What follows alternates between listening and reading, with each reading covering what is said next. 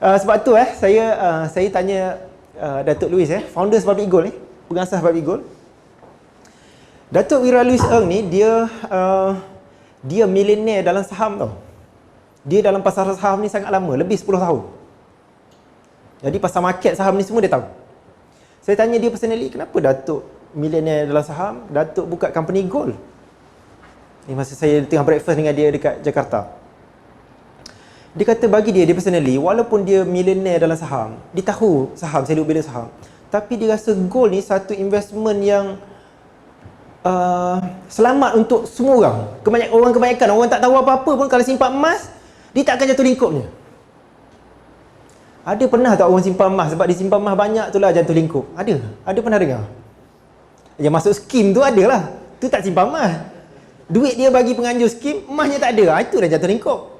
Tapi kalau sebab simpan emas banyak jatuh lingkup, tak ada. Jadi bagi orang kebanyakan, dia kata simpan emas ni paling selamat. Tak ada possibility jatuh lingkup. Anything, apa pun berlaku kepada ekonomi atau politik dalam negara, dia tak akan jatuh lingkup. Hatta kalau berlaku peperangan sekalipun, tak akan jatuh lingkup sebab kalau dia ada simpan emas. Saya bulan lepas saya balik kampung. Sebelum seminar Public Gold, saya sembang dengan ayah saya. Ayah saya ni cikgu pencen, duduk kat kampung. Ayah saya pernah, biasa saya sembang dengan dia bulan lepas, baru saya tahu dia pernah jadi milioner dalam pasaran saham.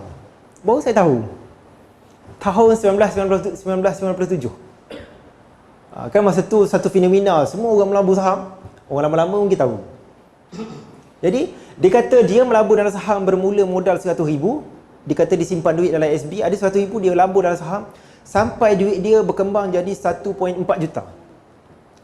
1.4 juta tahun 1997, besar tau. Bukan 1.4 juta sekarang. Mungkin menilai dia mungkin 4 juta sekarang, 4 atau 5 juta. Duduk kat kampung. Dia kata bila pasaran saham jatuh tahun 1998, jatuh lingkup teruk, ringgit jatuh 50%, ringgit jatuh 50%, saham lagi teruk. Dia kata ramai kawan-kawan dia lingkup.